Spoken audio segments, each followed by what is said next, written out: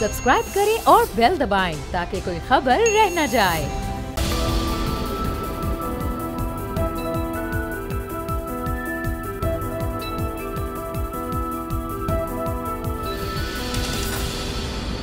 कायद-ए-आज़म पाकिस्तानी कौम को एक खुददार कौम के तौर पर देखना चाहते थे। कायद-ए-आज़म को चापलूसी से इंतहाई नफरत थी। एक दफा कायद-ए-आज़म गवर्नर जनरल हाउस में मौजूद थे। ए.के. फजलुल हक गवर्नर जनरल हाउस में कायद-ए-आज़म से मुलाकात के लिए आए। कायद उनको देख के उनकी तरफ बढ़ना शुरू हुए। अभी कायद-ए-आज़म 80 या 90 गज के फासले पर थे कि ए.के. फजलुल हक ने झुककर कायद-ए-आज़म मोहम्मद अली जिन्ना को फर्शी सलाम बजा लाना शुरू किया। कायद इस अमल को देखकर इंतहाई अफसुर्दा हुए और यह अमल इंतहाई नागवार गुजरा। कायद-ए-आज़म मोहम्मद अली जिन्ना इस फर्शी सलाम का जवाब दिए बगैर ही आगे गुजर गए। कायद आप जिस कौम को और जिस कौम के हुक्मरानों को ये चाहते थे कि उनके यहाँ चापलूसी मयार ना हो, लेकिन आपके जाने के बाद इस मुल्क के हुक्मरानों का मयार चापलूसी बन गया। कायद-ए-आज़म मोहम्मद अली जिन्ना एक इंतहाई बेबाक शख्सियत थे। एक दफा अदालत में किसी मुकदमे की समाअत के दौरान अंग्रेज मैजिस्ट्रेट ने कह दिया, मिस्टर जिन्ना आप किसी थर्ड क्लास मैजिस्ट्रेट के सामने दलाइल नहीं दे रहे। कायद ने फौरन जवाब दिया, जनाब आपके सामने भी कोई थर्ड क्लास वकील दलाइल नहीं दे रहा।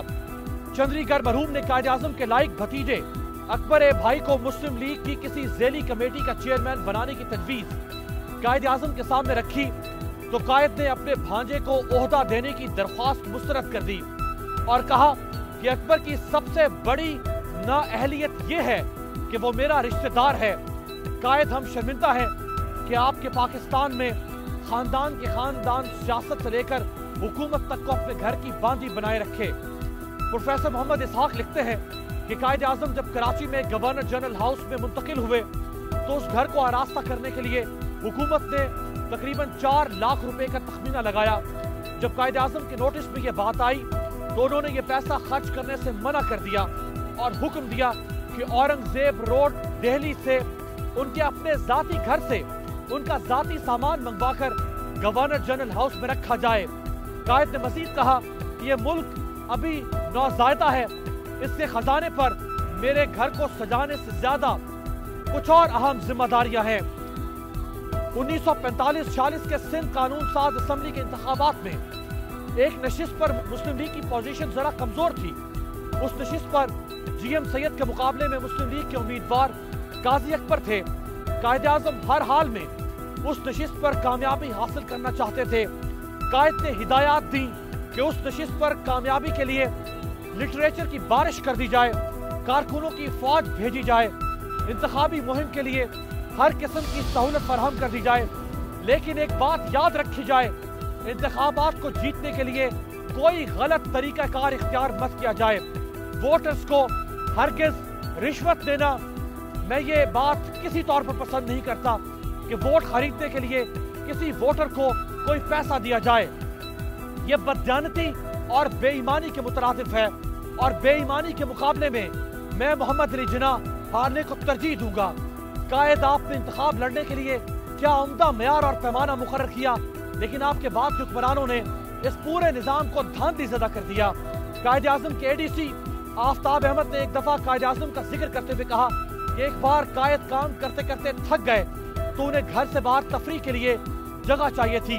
कराची से 20 मील बाहर कायद-ए-आज़म को एक ऐसी जगह पसंद आई जहां वो अपने लिए एक हट तामीर करना चाहते थे।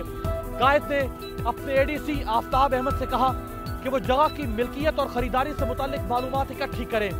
एडीसी कराची के तहसीलदार के पास गए और उससे कहा कि कायद को अपनी जरूरत के लिए जगह चाहिए। तहसीलदार ने खुशी से कहा कि हम कायद को हुकूमत पाकिस्तान की तरफ से ये जगह तोहफतन देना चाहते हैं।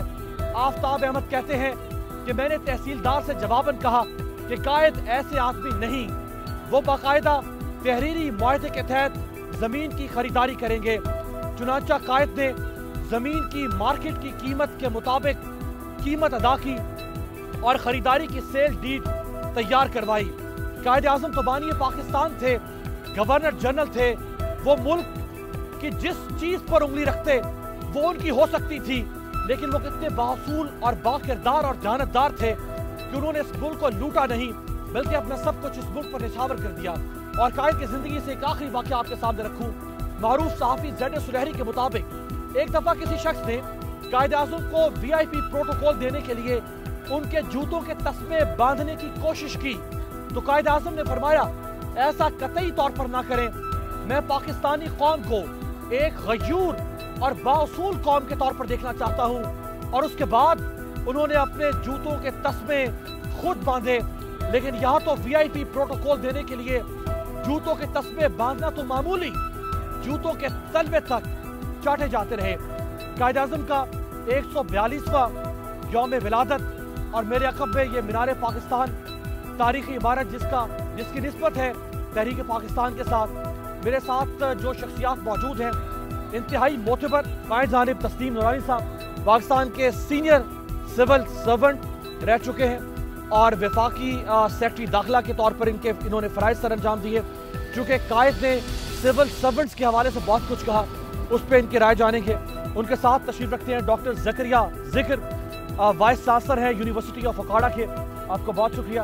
उनके साथ तशरीफ रखते हैं जवाद अहमद साहब, मारूफ गुलकार और अब सियासतदान भी हैं, बराबरी पार्टी पाकिस्तान के सरबराह हैं, आपको बहुत शुक्रिया। दाएं जानिब तशरीफ रखते हैं जनरल रिटायर्ड गुलाम मुस्तफ़ा साहब, सियासी और दिफाई तज्ज़िया निगार हैं, सर आपका बहुत शुक्रिया। उनके साथ तशरीफ रखते हैं मियाँ यूसुफ सलाहुद्दीन साहब। इनका ताल्लुक कायद आज़म की ज़िंदगी के साथ इस तरह बनता है क्योंकि ये अल्लामा इकबाल रहमतुल्लाह अलैह के नवासे हैं, उनके डिसेंडेंट हैं, बहुत शुक्रिया आपका मियाँ साहब। और उनके साथ तशरीफ रखते हैं डॉक्टर रऊफ़ आज़म साहब, वाइस चांसलर हैं यूनिवर्सिटी ऑफ एजुकेशन के। तो दो शख्सियात तालीमी मैदान से, क्योंकि तालीम का जवाल ही इस कौम के जवाल की असल वजह बना।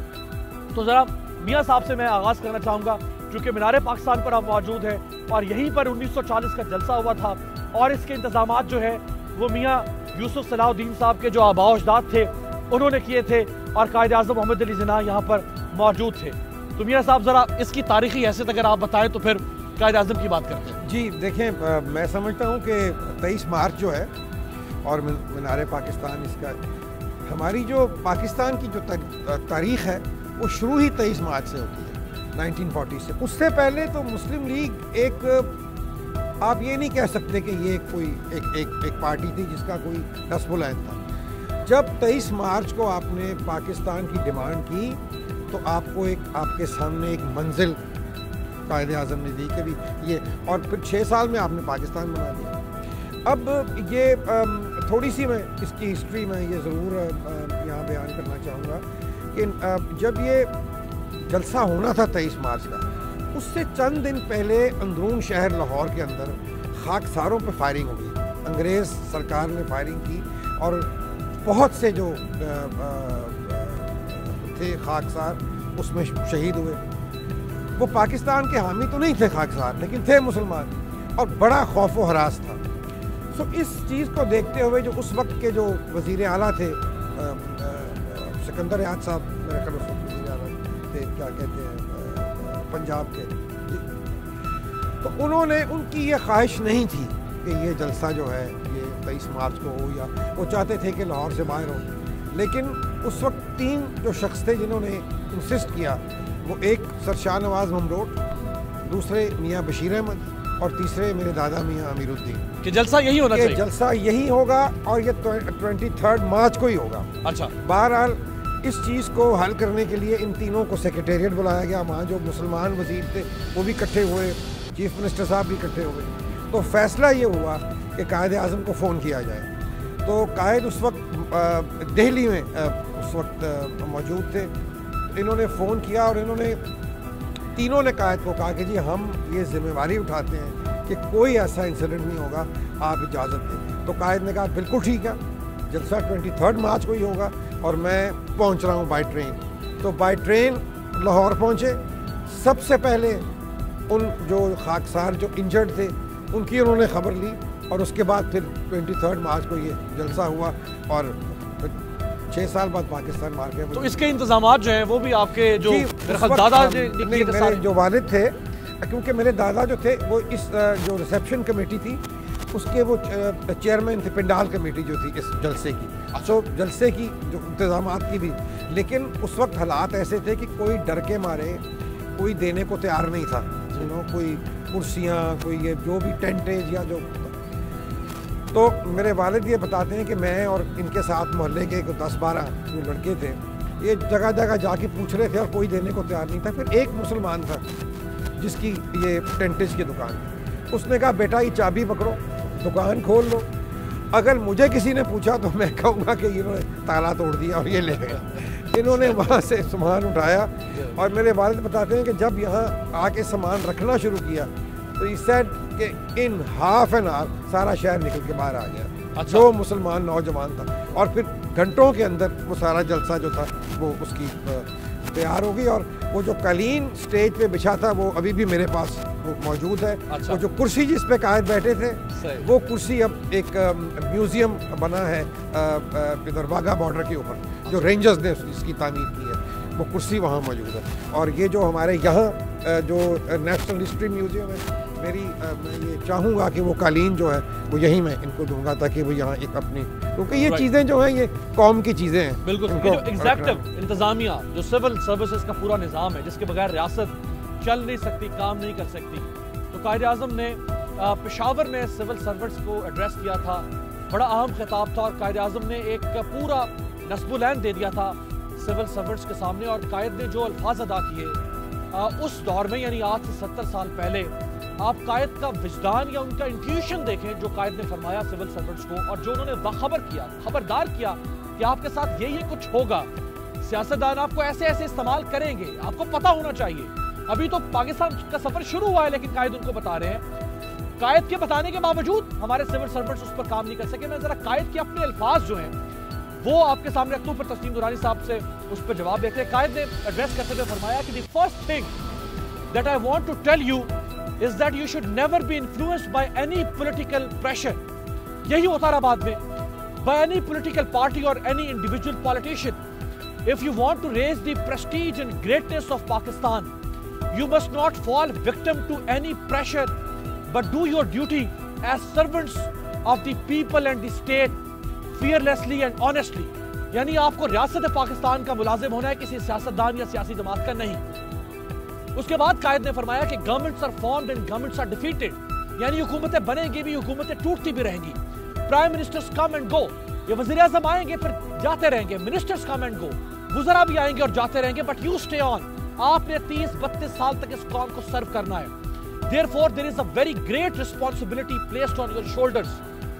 You should have no hand in supporting this political party or that political। ये 70 साल पहले, अभी तो शुरू हुआ है सफर का, कायद बता रहे हैं। This political leader or that political leader, this is not your business। ये आपका काम नहीं है कि आप इस सियासतदान को या उस सियासतदान को मदद करें, उसके साथ अपनी अफिलिएशन बना लें। तस्लीम दुरानी साहब, आपने तो ये पढ़ा होगा, शायद बहुत से लोग नहीं जानते होंगे, ये फिर उसके बाद हुआ क्या?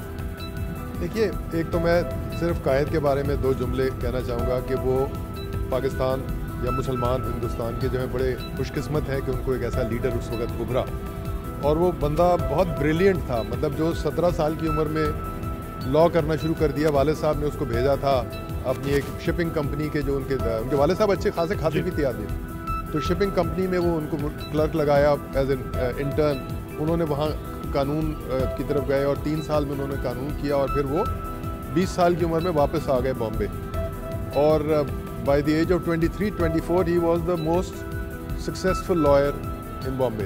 तो इतनी ब्रिलियंट शख्सियत थी उनकी, और वो मालदार थे, उनको शौक़ था अच्छी चीज़ों का, तो वो ऐसे साधु नहीं थे। और हिंदुओं के मुकाबले में उनका एक स्टाइल था, उनका एक ग्रेस था, और वो बिल्कुल कानून के मुताबिक अपनी चलाते थे। और उन्होंने कोई ये सत्याग्रह मसलन 1920 में जब उन्होंने छोड़ा कांग्रेस, अपना मुस्लिम लीग कांग्रेस, तो वो इस वजह से छोड़ा कि गांधी कह रहा था कि नहीं, मैं सत्याग्रह का जो है एक मेथोडोलॉजी वो इस्तेमाल कर रहे हैं। उन्होंने कहा कि नहीं, कानून के तहत जो करेंगे हम अचीव करेंगे और गवर्नमेंट को मजबूर करेंगे।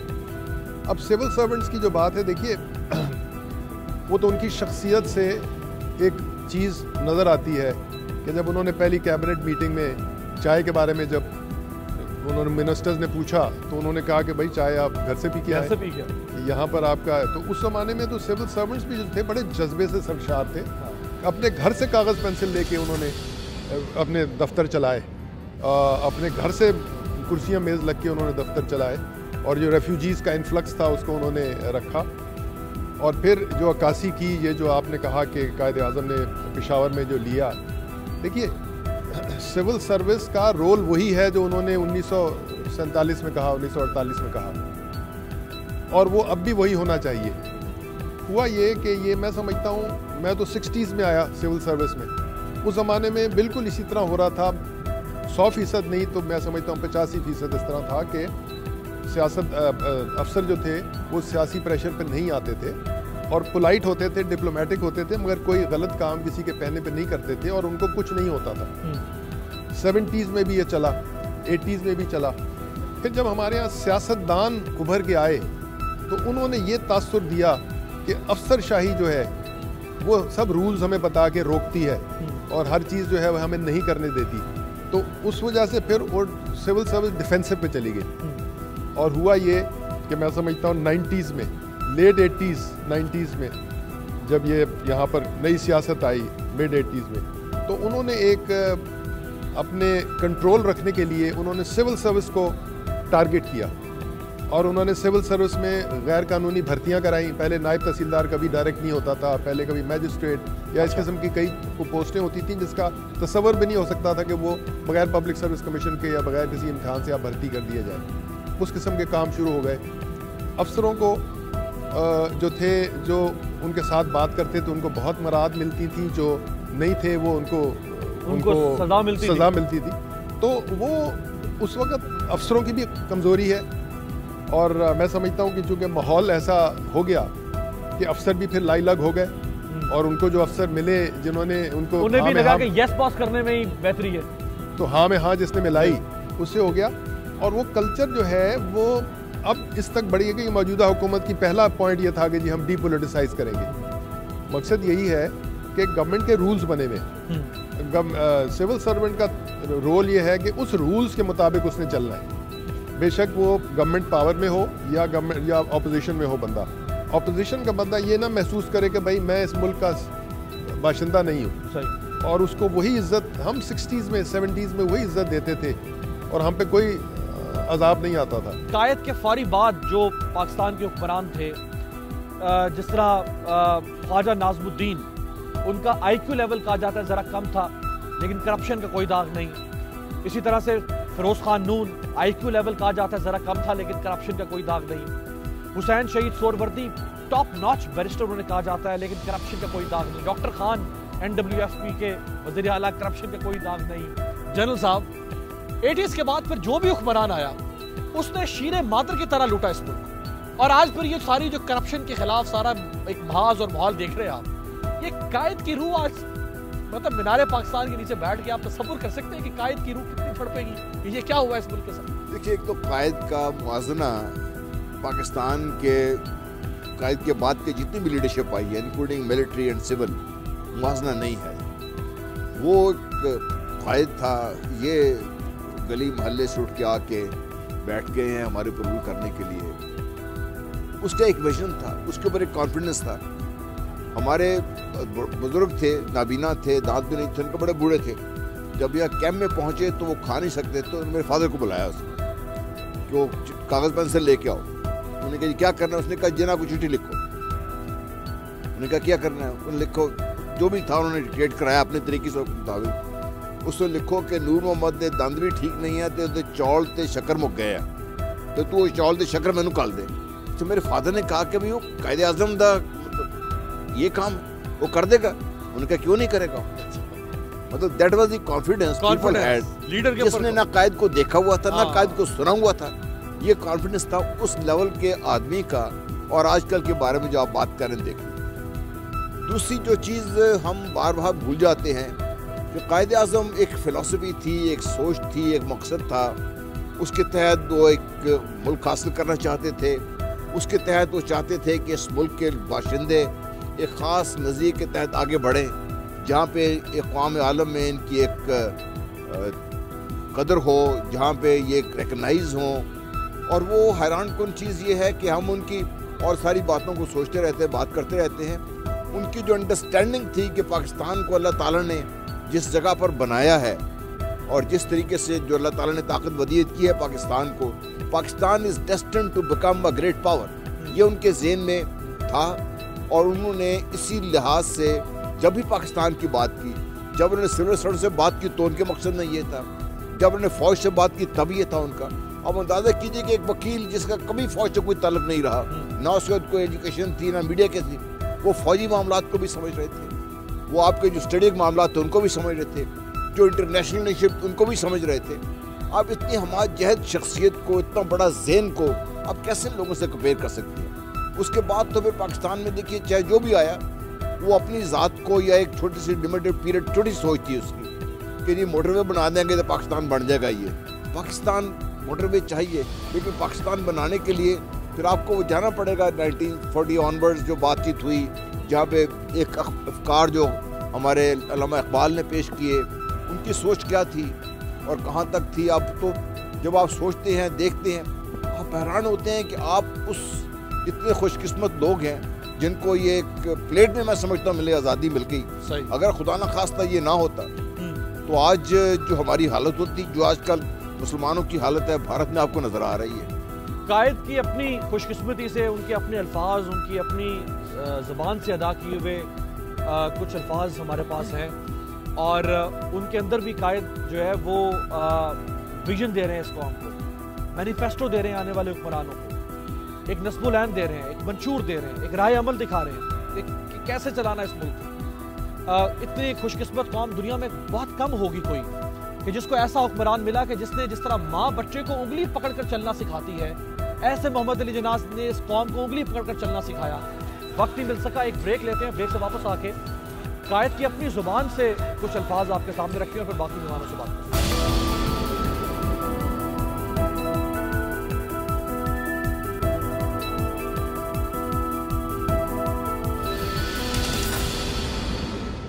ब्रेक के बाद खुशामदेद। बानी पाकिस्तान कायद आज़म मोहम्मद अली जिन्ना रहमतुल्लाह अलैह की यौम विलादत के हवाले से खुसूसी प्रोग्राम आपके पास ला रहे हैं। पाकिस्तान सुबाइयत में, लिसानियत में, तासुबात में, फ़िरकावारियत में बट गया। कायद ने खुद, यानी अभी पाकिस्तान बन रहा है, पाकिस्तान बनते वक्त ही कायद आज़म ने हमें खबरदार कर दिया था कि ये सुबाइयत कितनी बड़ी जहर कातिल है। कायद ने क्या कहा था, जरा सुनवाएं। What we want is not talk about Bengali, Punjabi, Sindhi.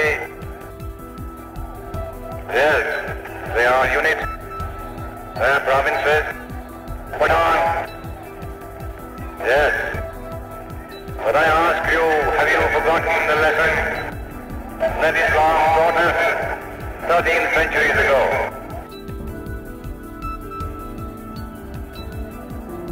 And I think you will agree with me that whatever else you may be or wherever you are, you're a Muslim. That you have now carved out a territory, vast territory. It is all yours. It doesn't belong to a Punjabi or a Bengali or a Sindhi. It's yours. Therefore, if you want to build up yourself into a nation and get rid of this poison, God's sake, give up this provincialism. Right जी, जवाद अहमद साहब, आप खुद को बंगाली, पंजाबी या सिंधी में तकसीम मत करें, प्रोविंशियलिज्म में मत जाएं। ये पूरा खत्ता आपके लिए तख्लीक किया गया और ये आपका है, आप सबका है। ये क्या हुआ, उधर सिंधु देश, फिर यहाँ पंजाबी सबसे बड़ा सूबा, NWFP का नाम ही रख दिया खैबर पख्तूनख्वा, वो एथनिसिटी पे नाम रख दिया, ये क्या हुआ? अच्छा, मैं तो ये समझता हूँ कि जब पाकिस्तान और इंडिया के हालात देखते हैं ना, जब पाकिस्तान मार्ज वजूद में आया तो उससे पहले जब एक दफ़ा कायद मोहम्मद अली जिन्ना चले गए थे डिजेक्टेड फील करके, इंग्लैंड चले गए, उन्होंने कहा कि मैं और पॉलिटिक्स नहीं करूँगा, तो अल्लामा इकबाल साहब ने उनको एक ख़त लिख के बुलाया। उस ख़त का मतन ये था, और बड़ी इंपॉर्टेंट बात है कि पाकिस्तान की इंडिया के अंदर जो मुसलमान है उनका असल मसला जो है वो गुर्बत है। ये उसके वर्ड्स मैं आपको बता रहा हूँ, सबसे बड़ा मसला गुर्बत महरूमी है, क्योंकि इधर इनके पास जॉब्स नहीं है, इनके पास ये बहुत मुश्किल हालात में रहते हैं। तो we need homeland for Muslims. उसके लिए हमें सबसे अच्छी चीज़ है कि हम, चूँकि मुसलमान जो हैं वो ज़ात पात और इन चीज़ों के अंदर बिलीव नहीं करते और इक्वालिटी पे बिलीव करते हैं और हमारा मुसावात की हम बात करते हैं, तो हमें एक ऐसा मुल्क में मिल सकता है, ऐसा मुल्क, या उस ज़माने में तो कॉन्फेडरेशन की बात भी हो रही थी कि एक ऐसा हिस्सा जहाँ पे मुसलमानों का ऑटोनमस या इंडिपेंडेंट रूल हो, तो उसके लिए हमें काम करना चाहिए। मेरा ख्याल है ये बात जिन्ना साहब को, मतलब गैरत मोहम्मद अली जिन्ना साहब को बहुत ज़बरदस्त लगी और वो फिर वो आए, फिर तो हिस्ट्री आपको पता ही है सारी। लेकिन मैं समझता हूँ कि आज अगर पाकिस्तान को आप देखें इस हवाले से, देखें जहाँ पर भी डिविजन्स होती हैं ना, वो उधर ही होती हैं जहाँ पे महरूमी होती है, जहाँ पे गुर्बत होती है। पाकिस्तान की आज की इकोनॉमी का जो साइज़ है, GDP जो है वो $305 बिलियन है। इंडिया अगर 6 गुना भी लगा ले, हालांकि 5.5 गुना है, तो वो बनेगा कोई तकरीबन 15 से 20 के दरमियान में बनना चाहिए प्रोपोर्शनेटली। इंडिया में जब हुआ इंडिपेंडेंस आई तो सबसे पहले क्या हुआ, लैंड रिफॉर्म हुए, जागीरदारी से निज़ाम को हिट किया गया सबसे पहले। उससे क्या हुआ कि जो तसल्लुत था लोगों के ऊपर, इलाकाई लोगों का, इसी तरह अपने कबीलों में, अपने बड़े बड़े जो जिसे कहते हैं ना डेरों पे, कॉन्स्टिट्यूंसीज पे, वो ख़त्म हुआ और इंडिया में एक डेमोक्रेसी, जो रियल डेमोक्रेसी होती है, वो हो सकी, जो कि इंडस्ट्रियलाइज कंट्रीज़ को ज़रूरत होती है जिसकी।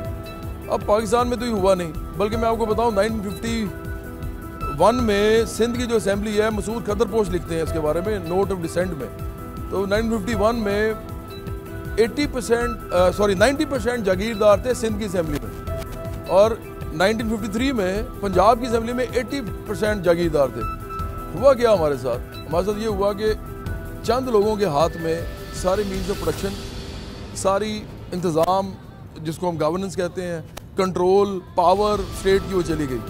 और वो इसी वजह से फिर ऑफ कोर्स लोग कहते हैं जी आर्मी क्यों इंटरवेंशन करती है, भाई उन्होंने देखा पॉलिटिशियन से तो कुछ हो नहीं रहा, वैक्यूम पैदा हो गया, तो उन्होंने भी फिर अपना वो कहा कि जी हम आपसे बेहतर कर सकते हैं। वो तो खैर जो भी हुआ सो हुआ। इस के अंदर जब तक लोगों को उनके असल मसलों से निजात नहीं दिलाई जाएगी, तो इस मुल्क में मजहब का भी मसला रहेगा, सेक्टेरियनिज्म का भी रहेगा, सुबाइयत का भी रहेगा।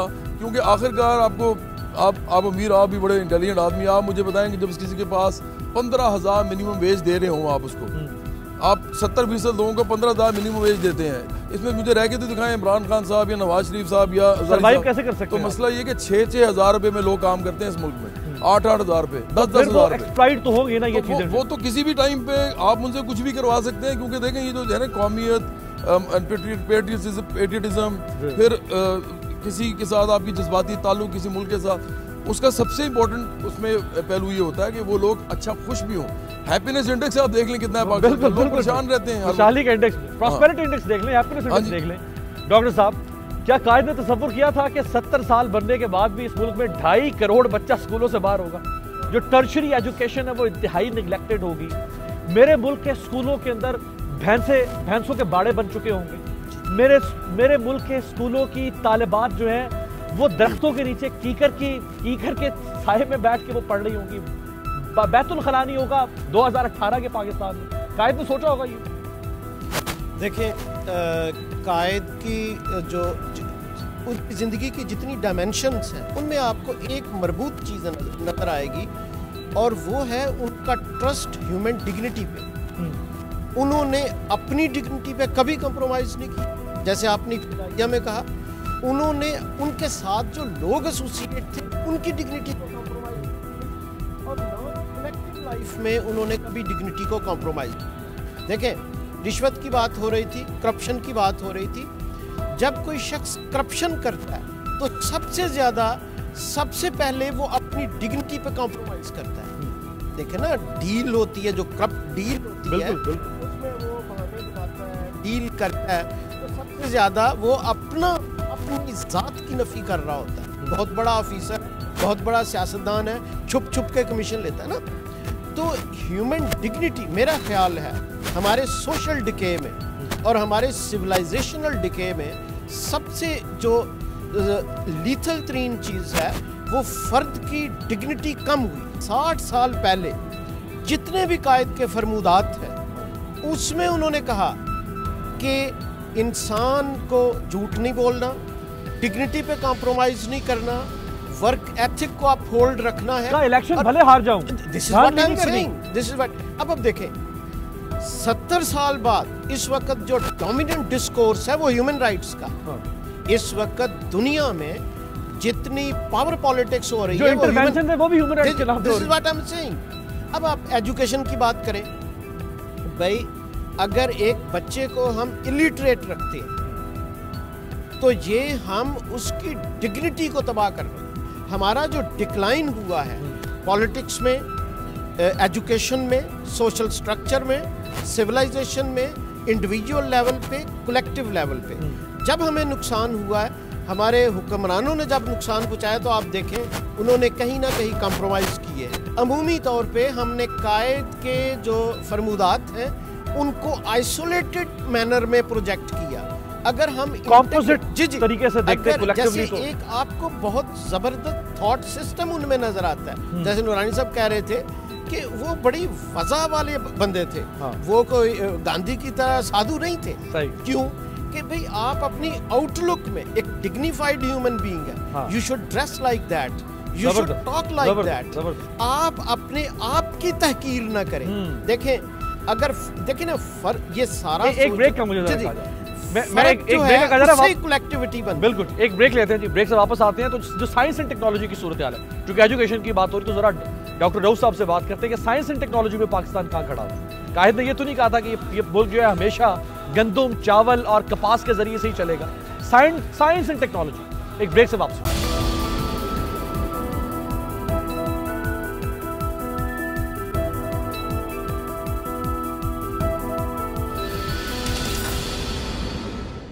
ब्रेक के बाद खुश आमदेद। 2016 के आदाद शुमार के मुताबिक जो वजारत साइंस और टेक्नोलॉजी है उसका सालाना बजट था 7.5 अरब रुपए। पूरे पाकिस्तान का 7.5 अरब रुपए बजट था साइंस एंड टेक्नोलॉजी का। मेरे दाएं तरफ यहाँ पे मेट्रो बस का ट्रैक है, वो 35 अरब रुपए में बनाई गई, 35 अरब रुपए में। और इसी के साथ ही ट्रैक जो है वो ऑरेंज ट्रेन का जो तकरीबन 300 अरब रुपए में। लेकिन कायदे आजम के पाकिस्तान में 2016 में साइंस एंड टेक्नोलॉजी का बजट था 7.5 अरब रुपए। 7.5 अरब रुपए में से 5 अरब 70 करोड़ तो तनख्वाहों और पेंशन की मद में चले जाते हैं। जो खर्च होते हैं साइंटिफिक टेक्नोलॉजी की रिसर्च के ऊपर वो सिर्फ 6 करोड़ और 50 लाख रुपए। रऊफ आजम साहब, ये पाकिस्तान कायद का ख्वाब था। जी बिस्मिल्लाहिर्रहमानिर्रहीम, बहुत शुक्रिया आपका मुझे मौका दिया। हम सब साथियों ने भी जो गुफ्तगू की है उसका निचोड़ यही है कि कायदे आज़म मोहम्मद अली जिन्नाह के जहन में एक मुकम्मल खाका था, एक कौम का, एक मुमलिकत का, और वो हर एस्पेक्ट पर उनकी एक नज़र थी। और उनका ख्याल यही था कि ये मुल्क अच्छा मुल्क तभी बन सकेगा, तरक्की याफ्ता मुल्क, खुशहाल मुल्क तभी बन सकेगा जब हम तालीम पर मुनासिब तवज्जो देंगे और तालीमी अदारे बनाएंगे। हमने तालीम के ऊपर उस तरह से खर्च नहीं किया, तालीम में उस तरह से इन्वेस्टमेंट नहीं की जिस तरह से हमें करनी चाहिए थी। और बुनियादी तालीम जो है, जो प्राइमरी और सेकेंडरी सतह की तालीम है, उसमें तो हमने बिल्कुल भी उस स्केल पे हमने इन्वेस्टमेंट्स नहीं की। कई आबादियां हैं जहां पे स्कूल मौजूद नहीं है। अगर आज प्राइवेट सेक्टर आपका आधे से ज़्यादा बोझ ना उठा रहा होता तो फिर तो शायद आपके हालात बहुत ही दगरगूं होते। 50%, 60% लिटरेसी रेट को हम कहते हैं। तो ऐसे में साइंस एंड टेक्नोलॉजी के बजट में ज़्यादा पैसे ना रखे जाएं तो मुझे कोई बहुत ज़्यादा हैरत नहीं होगी कि जिनको बुनियादी तालीम की परवाह नहीं, उनको साइंस और टेक्नोलॉजी की और रिसर्च और तरक्की की क्या परवाह होगी। तो हमें अगर as a nation, as a respectable dignified nation आगे बढ़ना है तो हमें तालीम के मैदान में, तालीम के शोबे में बहुत ज़्यादा स्पेंडिंग करनी पड़ेगी, इसको बहुत ज़्यादा तरक्की देनी पड़ेगी और इसको उस लेवल पे लेके आना पड़ेगा जहाँ पे इसको होना चाहिए और जहाँ पे तरक्की याफ्ता मुल्कों में ये है, ताकि हम अग्रेरियन इकोनॉमी से नॉलेज बेस्ड इकोनॉमी की तरफ भी जा सकें। जी, असल तो आज की इकोनॉमी सारी नॉलेज बेस्ड इकोनॉमी है। यानी इल्म है जो आपकी जो स्किल्स हैं, एबिलिटीज़ हैं, उनको बढ़ाता है, उनको वैल्यूएबल बनाता है और उन्हीं की बेसिस पे आप तरक्की करते हैं। आप देखिए कि एक स्मार्टफोन जो कंपनी बनाती है जिसमें मटेरियल्स जो इस्तेमाल हुए हैं वो चंद 100 ग्राम से ज़्यादा नहीं है, वो आपके एक मुरब्बा ज़मीन से होने वाली आमदन से ज़्यादा के बराबर वो उसकी कीमत आ जाती है। तो ये जो कंपैरिजन है जो टेक्नोलॉजी का आउटपुट है और जो आपकी एग्रेरियन रवायती इकानमी का आउटपुट है, उसका कंपैरिजन कोई माने ही नहीं रखता, मतलब वो कंपैरिजन कोई है ही नहीं। बिल्कुल ठीक। तो जब तक हम तालीम के ऊपर तवज्जो नहीं देते और इनोवेशन नहीं लेके आते और अपनी इंडस्ट्री को उसके मुताबिक डेवलप नहीं करते, तब तक हम आगे नहीं बढ़ सकते। मियाँ साहब, दीना वाडिया कायद-ए-आज़म की साहबजादी, अगरचे बाप बेटी में कुछ इख्तलाफात थे, नाराज़ी थी, लेकिन कायद ने ये पूरा मुल्क दिया था, ये पूरा मुल्क उनका था। तो यहाँ पे तो कोई एक दफ़ा 5 साल के लिए इलेक्ट हो तो वो पूरा मुल्क समझता है कि ये मेरा मुल्क है, मेरी जागीर है। तो कायद ने तो ये मुल्क बनाया। कायद अगर चाहते तो अपनी बेटी को और अपने दामाद को कहते कि सब कुछ छोड़ो, सारी नाराज़गी ख़त्म, ये मुल्क मिल गया, और मिल के लूटे, यहाँ पे बैठ जाओ। एक सूबा बेटी को दे देते, एक सूबा जो है वो दामाद को दे देते, एक सूबा अपने किसी सब्जी को दे देते, हम जुल्फ को दे देते। लेकिन उसके बाद तो वो देखे ना, मतलब पूरा का पूरा खानदान सियासत पे आ गया। मैं अर्ज करूं कि फिर हम इतनी जो हमने बातें सबने की कायद की पर्सनालिटी पे, तो क्या वो इस तरह की उनकी ज़रा सी भी कुछ सोच होती तो फिर मेरा मतलब वो बात तो सही है, पाकिस्तान ही ना बनता अगर इस तरह की सोच हो। और एक बात मैं आपसे वाज़ेह कर दूँ, कायद-ए-आज़म और उनकी बेटी में, कि मैं आपको यहाँ का वाक़या बताता हूँ। जब लाहौर आई, आपके घर आ चुकी हूँ, मेरे घर भी आई, उससे पहले हम ये कुकूज़ रेस्टोरेंट यहाँ जो फूड स्ट्रीट है, यहाँ हम खाना खाने गए। मैंने उनसे कहा था कि आप मेरे घर खाना खाएं, लेकिन उन्होंने कहा कि मुझे प्रेसिडेंट मुशर्रफ ने कहा कि you must go to Cuckoo's cafe for dinner. तो ये वहाँ उनके लिए वहीं मैंने इंतज़ाम किया। तो मैंने उनसे डरते डरते पूछा, मैंने कहा ma'am, you and your father, people say that you had a lot of differences with your father. So she looked at me and गरजदार आवाज़ थी उनकी, बिल्कुल बाप की तरह। उनकी शक्ल भी बहुत मिलती थी और उनकी पर्सनालिटी भी बहुत वाइज थी। So she said to me, listen to me young man and remember this, I had only one difference of opinion with my father and that was my marriage and nothing else. So यानी कि उन्होंने एक ज़मान में उन्होंने ये कहा कि मैं अपनी वालिद से सिवाय मेरी शादी के और कोई इख्तलाफ नहीं था, यानी कि ना वो। और मैंने ज़रा थोड़ा सा उनको इस तरह मैंने कहा कि देखेंगे जो आपके वालिद ने ये मुल्क बनाया, लेकिन हम शायद इसको सही उस तरह नहीं रख सके। तो बड़ी नाराज़ हुई मेरे से, कहने लगी मैं इस तरह की बात मत करो, यू आर फाइन, इस तरह की बात मत करो। तो वो डेफिनेटली मेरा मतलब है कि इस तरह की चीज़ तो उन्होंने मुझे जब फ़ोन करते थे, उनके जो बेटे थे मुझे, तो वो अपने इंडिया वाले फ़ोन से फ़ोन करते थे। हालांकि उनके पास वहाँ स्टेट गेस्ट हाउस में ठहरे हुए थे, नस्ली वाडिया, वहाँ टेलीफोन भी थे, हर चीज़ थी।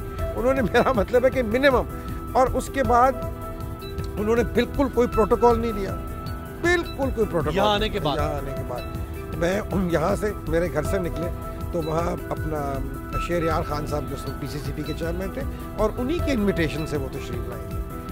तो उन्होंने कहा कि मेरे बेटे का रेस्टोरेंट है, आइसक्रीम पार्लर, तो हम बाहर उसके बाद जाके आइसक्रीम खाएंगे। माशाल्लाह, ऑल्दो शी वाज 80, लेकिन she was very happy to be here.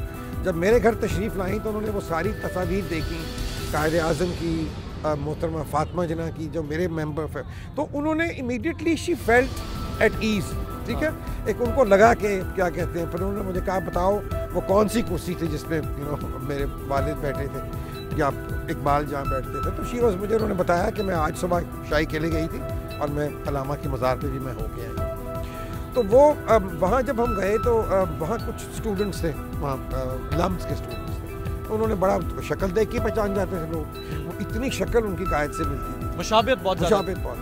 उसके बाद एक मैंने यूनिक एक चीज़ जो देखी, जो मैंने आज तक पाकिस्तान में नहीं देखी। जब वो वापस जा रही थी, मैं बाहर खड़ा हुआ था, उनको मैं खुदा हाफिज़ कह रहा था, गाड़ी में वो बैठी हुई थी, तो एक कुछ जमगट्ठा लोगों का वहाँ कोई इकट्ठा हुआ, मतलब आम लोग, बिल्कुल मेरा मतलब है कि ऑर्डिनरी पीपल, को मजदूर, कोई इस तरह के लोग, और वो पुलिस ने उनको रोका हुआ था। तो वो कहने लगी कि don't stop them, let them come.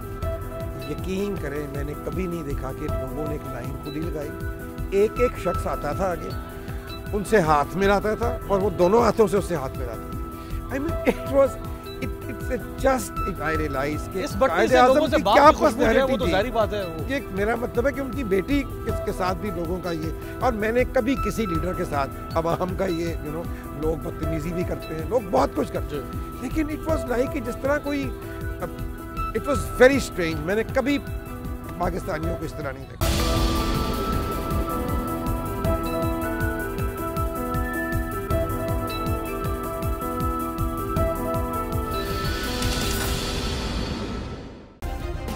Subscribe करें और बेल दबाएं ताकि कोई खबर रह न जाए।